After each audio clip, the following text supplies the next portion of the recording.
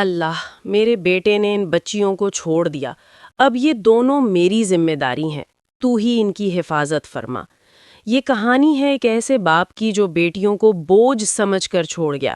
دو جڑواں بیٹیاں جو اپنے دادا کے سہارے بڑی ہوئیں، انہوں نے محنت کی، صبر کیا، اور پھر اللہ نے ایسا کرم کیا کہ سب دیکھتے رہ گئے، اور اس باپ کا جو انجام ہوا اسے سن کر آپ بھی رو پڑیں گے۔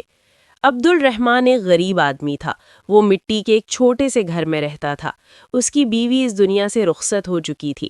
عبد الرحمن کا صرف ایک ہی بیٹا تھا جس کا نام سلمان تھا۔ سلمان کی عمر 15 سال تھی۔ عبد الرحمن مزدوری کرتا تھا، کبھی اینٹیں اٹھاتا، کبھی کھیت میں کام کرتا، کبھی گاؤں میں چھوٹا موٹا کام کر لیتا۔ اس کے کپڑے پرانے تھے، زندگی مشکل تھی، لیکن اس نے اپنے بیٹے کی پڑھائی نہیں چھوڑی۔ وہ خود کم خرچ کرتا تاکہ سلمان پڑھ سکے۔ اس نے سلمان کو اسکول بھیجا اور فیس بھی خود محنت کر کے دی۔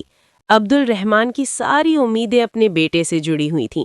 وہ چاہتا تھا کہ سلمان پڑھ لکھ کر اچھی زندگی گزارے۔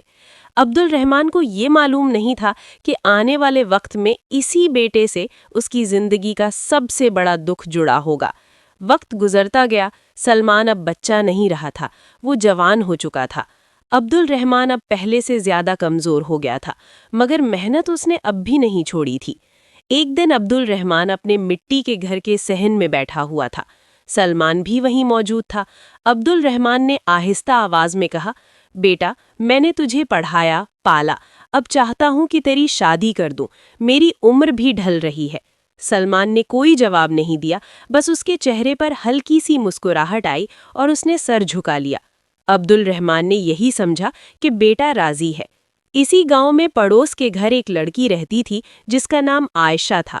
عبد الرحمن نے عزت کے ساتھ عائشہ کے گھر رشتہ بھیجا۔ لڑکی والوں نے ہاں کر دی۔ عبد الرحمن کے دل کو سکون ملا۔ اسے لگا کہ اب سلمان کی زندگی سنور جائے گی، مگر حقیقت یہ تھی کہ سلمان کے دل میں کچھ اور ہی چل رہا تھا، جس سے باپ بالکل بے خبر تھا۔ عبد الرحمن نے اپنی ساری جمع پونجی سلمان کی شادی پر لگا دی۔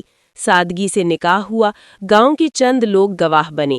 عائشہ دل سے اس رشتے میں آئی تھی۔ اس نے سلمان کو اپنا سب کچھ مان لیا۔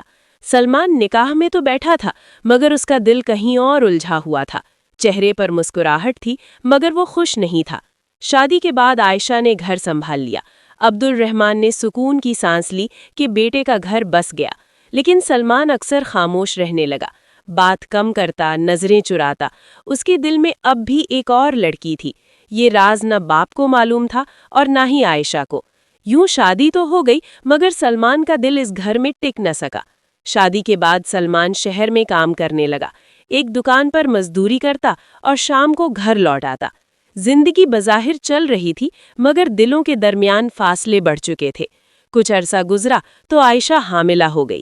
ایک دن مسکراتے ہوئے اس نے سلمان سے کہا، میں ماں بننے والی ہوں اور تم باپ بننے والے ہو۔ عائشہ کی آنکھوں میں خوشی تھی اور آواز میں امید، مگر سلمان کے چہرے پر کوئی خوشی نہ آئی۔ اس نے بس خاموشی سے سر ہلا دیا، نہ کوئی سوال، نہ کوئی دعا، نہ کوئی مسکراہٹ۔ عائشہ نے کچھ نہیں کہا، اس نے بات دل میں رکھ لی۔ حاملہ ہونے کے باوجود وہ گھر کے سارے کام کرتی رہی، کبھی شکوہ نہیں کیا، کبھی شکایت نہیں کی۔ عبد الرحمن یہ سب دیکھتا تھا، مگر خاموش رہتا تھا۔ وہ صرف دعا کر سکتا تھا کہ اللہ اس گھر کو سنبھال لے۔ شہر میں جس دکان پر سلمان کام کرتا تھا، وہاں ایک خوبصورت لڑکی اکثر آتی تھی۔ آہستہ آہستہ سلمان اس سے باتیں کرنے لگا۔ وقت کے ساتھ دونوں کے درمیان تعلق بن گیا۔ سلمان اس لڑکی سے شادی کے وعدے کرنے لگا۔ یہ بات صرف سلمان اور اس لڑکی کو معلوم تھی۔ گھر والوں کو اور عائشہ کو کچھ بھی خبر نہیں تھی۔ اسی وجہ سے سلمان گھر میں اور بھی خاموش ہو گیا اور عائشہ سے دور رہنے لگا۔ وہ اس سے بات کم کرتا اور اکثر بے پرواہ رہتا۔ عائشہ اس تبدیلی کو محسوس کرتی تھی، مگر اس نے کبھی شکایت نہیں کی۔ وقت گزرتا گیا۔ ایک دن عائشہ کو اچانک شدید درد اٹھا۔ حالت دیکھ کر عبد الرحمن اور سلمان فوراً اسے اسپتال لے گئے۔ کچھ دیر بعد لیڈی ڈاکٹر باہر آئی اور بولی، مبارک ہو، اللہ نے آپ کو جڑواں بیٹیاں دی ہیں۔ یہ سنتے ہی عبد الرحمن کی آنکھوں میں آنسو آ گئے۔ اس نے دل ہی دل میں اللہ کا شکر ادا کیا اور بار بار اپنی پوتیوں کا نام لیتا رہا، لیکن سلمان پر اس خبر کا کوئی خاص اثر نہیں ہوا۔ اس کے لیے یہ اہم نہیں تھا کہ اولاد بیٹیاں ہیں یا بیٹے، اس کا دل اب بھی کہیں اور لگا ہوا تھا۔ کچھ وقت بعد عائشہ کو اسپتال سے چھٹی مل گئی۔ عبد الرحمن عائشہ اور دونوں ننھی بیٹیوں کو لے کر گھر آ گیا۔ سلمان بھی ساتھ تھا، مگر اس کے چہرے پر نہ خوشی تھی نہ فکر۔ جڑواں بیٹیوں کی پیدائش کے بعد عائشہ کچھ دن ٹھیک رہیں، مگر پھر آہستہ آہستہ اس کی طبیعت بگڑنے لگی۔ وہ زیادہ بات نہیں کرتی تھی، بس بچوں کو دیکھتی رہتی اور خاموش رہتی۔ ایک شام وہ آنگن میں چارپائی پر لیٹی ہوئی تھی۔ عبد الرحمن اس کے پاس بیٹھا تھا اور سلمان گھر کے اندر تھا۔ اچانک عائشہ نے کمزور آواز میں عبد الرحمن کو پکارا۔ عبد الرحمن گھبرا کر اس کے قریب آیا۔ عائشہ نے دونوں بیٹیوں کی طرف دیکھا اور پھر آہستہ سے اپنی آنکھیں بند کر لیں۔ عبد الرحمن نے اسے ہلایا، آواز دی، مگر کوئی جواب نہیں آیا۔ چند لمحوں میں اسے سمجھ آ گیا کہ عائشہ اس دنیا سے جا چکی ہے۔ عبد الرحمن وہیں بیٹھ کر پھوٹ پھوٹ کر رو پڑا۔ اس کے ہاتھ کانپ رہے تھے اور آنکھوں کے سامنے اندھیرا سا چھا گیا تھا۔ سلمان کو آواز دی گئی، وہ آیا، عائشہ کو دیکھا، مگر اس کے چہرے پر کوئی خاص رد عمل نہیں تھا، نہ آنسو نہ بے چینی۔ خبر پورے گاؤں میں پھیل گئی، پڑوسی اور رشتہ دار آنے لگے۔ عورتیں بچوں کو دیکھ کر آہیں بھر رہی تھیں کہ ماں انہیں چھوڑ کر چلی گئی۔ عائشہ کو غسل دیا گیا۔ عبد الرحمن بار بار باہر آ جاتا، اس میں اتنی ہمت نہیں تھی کہ وہ یہ سب دیکھ سکے۔ نماز جنازہ ادا کی گئی، قبر تیار ہوئی، عائشہ کو سپرد خاک کر دیا گیا۔ عبد الرحمن قبر کے پاس کھڑا خاموشی سے مٹی ڈالتا رہا۔ ہر مٹھی کے ساتھ اس کا دل بھی ٹوٹتا رہا۔ گاؤں والے ایک ایک کر کے لوٹ گئے، گھر پھر سے سنسان ہو گیا۔ عبد الرحمن آنگن میں آ کر بیٹھ گیا۔ اس کی گود میں دونوں ننھی بیٹیاں تھیں۔ وہ ایک کو سینے سے لگاتا، پھر دوسری کو۔ آنکھوں سے آنسو بہتے رہے، مگر وہ ایک آواز بھی نہیں نکال رہا تھا۔ اسی دن سے عبد الرحمن نے ان دونوں بچیوں کو اپنی زندگی بنا لیا۔ وہی انہیں دودھ پلاتا، وہی راتوں کو جاگتا، وہی انہیں چپ کراتا۔ اور سلمان، وہ گھر میں رہتا تھا لیکن کسی چیز کی پرواہ نہیں کرتا تھا۔ نہ اس نے کبھی بچیوں کو اٹھایا، نہ ماں کے انتقال کا اس کے چہرے پر کوئی اثر نظر آیا۔ اس طرح ایک بوڑھا باپ دو معصوم بچیوں کے ساتھ اکیلا رہ گیا۔ سلمان اکثر کام سے دیر سے گھر آتا، کھانا کھا کر الگ بیٹھ جاتا اور رات بھر موبائل پر باتیں کرتا رہتا۔ وہ اسی لڑکی سے کہتا، اب زیادہ دن نہیں بچے، ہم جلدی شادی کر لیں گے۔ عبد الرحمن سب کچھ دیکھ رہا تھا اور سمجھ بھی رہا تھا۔ ایک رات اس نے سلمان سے کہا، بیٹا، گھر میں دو معصوم بچیاں ہیں، ان کا بھی خیال رکھا کر۔ سلمان نے کوئی جواب نہیں دیا، صرف سر جھکا لیا۔ عبد الرحمن نے بات آگے نہیں بڑھائی۔ وہ دونوں بچیوں کو اپنے ساتھ چارپائی پر سلاتا، ایک کو سینے سے لگاتا اور دوسری کے سر پر ہاتھ رکھ دیتا، پھر وہ بھی انہی کے ساتھ سو جاتا۔ ایک دن سلمان کام پر گیا اور واپس نہیں آیا۔ شام ہو گئی۔ عبد الرحمن دروازے کی طرف دیکھتا رہا۔ رات ہو گئی لیکن سلمان نہیں آیا۔ عبد الرحمن پڑوسیوں کے گھر گیا اور پوچھتا رہا کہ آپ نے سلمان کو دیکھا ہے؟ کسی نے کہا نہیں، آج نہیں دیکھا۔ کسی نے کہا شاید شہر میں رک گیا ہو۔ رات گزر گئی، سلمان کا کوئی پتہ نہیں چلا۔ صبح ہوئی، پھر دوپہر ہو گئی، لیکن سلمان نہیں آیا۔ گاؤں میں یہ بات پھیل گئی کہ سلمان باپ کو چھوڑ کر کہیں چلا گیا ہے۔ عبد الرحمن آنگن میں بیٹھا رہتا، اس کی گود میں دونوں بچیاں ہوتیں۔ اب گھر میں نہ بیٹا تھا نہ بہو، صرف ایک بوڑھا باپ اور دو معصوم بچیاں تھیں۔ پڑوسی کبھی کھانا دے جاتے، کبھی دودھ لا دیتے۔ عبد الرحمن اللہ کا شکر کرتا اور کہتا، اللہ ہے، یہی کافی ہے۔ ادھر سلمان گاؤں چھوڑ کر شہر چلا گیا۔ کچھ دنوں بعد اس نے اسی لڑکی سے شادی کر لی جس کے لیے وہ سب کچھ چھوڑ آیا تھا۔ وہ دونوں کرائے کے ایک چھوٹے سے مکان میں رہنے لگے۔ وہ عورت اکثر سلمان سے کہتی، اب باپ اور گاؤں کو بھول جاؤ، صرف اپنی زندگی دیکھو۔ سلمان نے اپنے باپ اور دونوں بچیوں سے کوئی رشتہ نہیں رکھا، نہ فون کیا نہ کوئی خبر لی۔ عبد الرحمن دو بچیوں کے ساتھ زندگی چلا رہا تھا اور سلمان اپنی نئی زندگی میں مگن تھا۔ وقت گزرتا گیا۔ عبد الرحمن نے دونوں بچیوں کے نام رکھے۔ بڑی کا نام اقرا اور چھوٹی کا نام ماریہ رکھا۔ اقرا اور ماریہ آہستہ آہستہ بڑی ہونے لگیں۔ عبد الرحمن ہی انہیں پالتا رہا، کھلاتا رہا اور سنبھالتا رہا۔ جیسے جیسے وہ بڑی ہوئیں، گھر کے کاموں میں ہاتھ بٹانے لگیں۔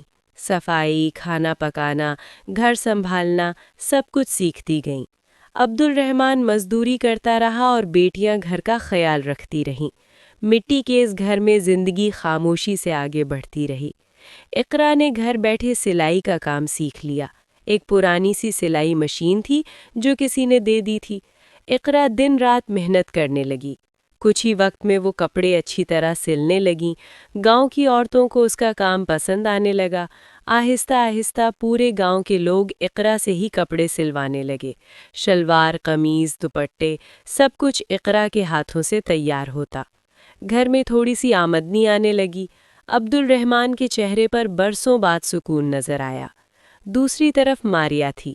ماریا کو موبائل پر ویڈیوز دیکھنے کا شوق تھا۔ وہ دوسروں کی ویڈیوز دیکھ کر خود بھی ویڈیو بنانے لگی۔ شروع میں سادہ باتیں کرتی، اپنی زندگی اور اپنے حالات بتاتی تھیں۔ ماریا نے یوٹیوب پر چینل بنا لیا۔ آہستہ آہستہ لوگ اس کی باتیں سننے لگے۔ کچھ مہینوں میں اس کی ویڈیوز دیکھی جانے لگیں۔ یوٹیوب سے بھی آمدنی آنا شروع ہو گئی۔ سلائی اور یوٹیوب دونوں بہنوں کی محنت اس مٹی کے گھر کو سہارا دینے لگی۔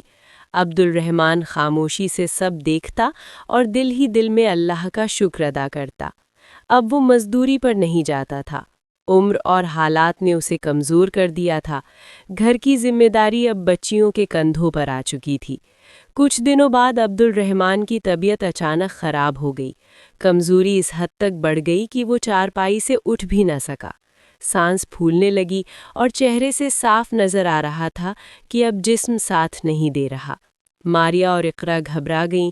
دونوں نے فوراً عبد الرحمن کو اسپتال پہنچایا۔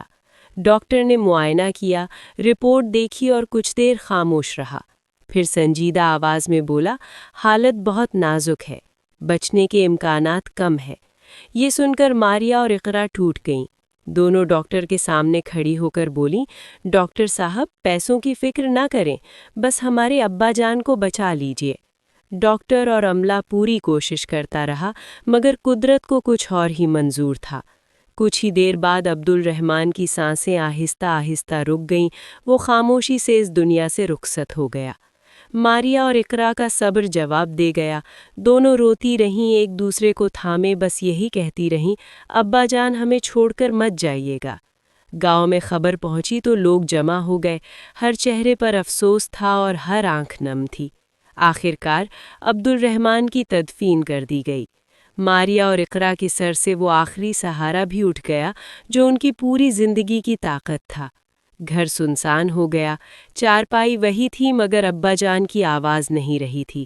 کچھ دن دونوں بہت پریشان رہیں۔ آنکھوں میں آنسو تھے مگر ہاتھ خالی نہیں چھوڑے۔ اقرا نے سلائی کا کام جاری رکھا، ماریا نے یوٹیوب کا کام نہیں چھوڑا۔ وقت کے ساتھ دونوں کی آمدنی بڑھنے لگی۔ ایک دن ماریا نے آنگن کی مٹی کو دیکھتے ہوئے کہا، ابا جان کہا کرتے تھے کہ انسان کو اپنی چھت مضبوط کر لینی چاہیے۔ اقرا نے سر ہلایا، ہاں وہ کہتے تھے کہ گھر انسان کو سہارا دیتا ہے۔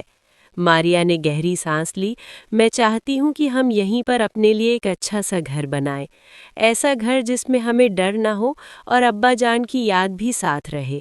چند مہینوں کی محنت اور حلال کمائی کے بعد اس مٹی کے گھر کی جگہ ایک خوبصورت بنگلہ کھڑا ہو گیا۔ دوسری طرف وقت نے سلمان کو توڑ دیا تھا۔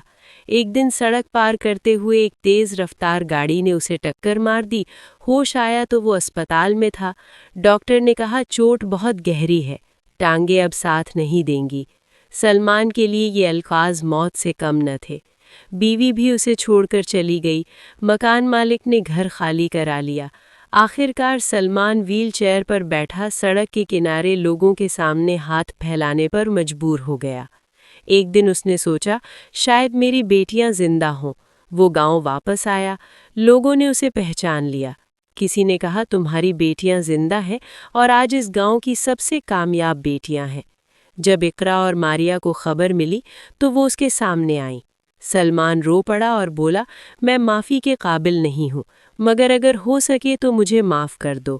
ایک بزرگ نے کہا بیٹیوں کی معافی سے اللہ بھی راضی ہو جاتا ہے۔ اقرا نے آسمان کی طرف دیکھا، پھر ماریا کی طرف۔ دونوں نے آہستہ سے کہا ہم نے معاف کیا اللہ کے لیے۔ سلمان پھوٹ پھوٹ کر رو پڑا۔ بیٹیاں اسے اپنے گھر لے آئیں، اس کا علاج کروایا، اللہ نے کرم کیا اور اس کی حالت بہتر ہو گئی۔ وہی باپ جو بیٹیوں کو بوجھ سمجھ کر چھوڑ گیا تھا، آج انہی بیٹیوں کے سائے میں جی رہا تھا۔ یہ کہانی ہمیں سکھاتی ہے کہ بیٹیاں بوجھ نہیں ہوتیں، بیٹیاں آزمائش میں بھی ساتھ دیتی ہیں اور بیٹیاں معاف کرنا جانتی ہیں۔ اگر کہانی پسند آئی ہو تو اپنی رائے ضرور دیجیے۔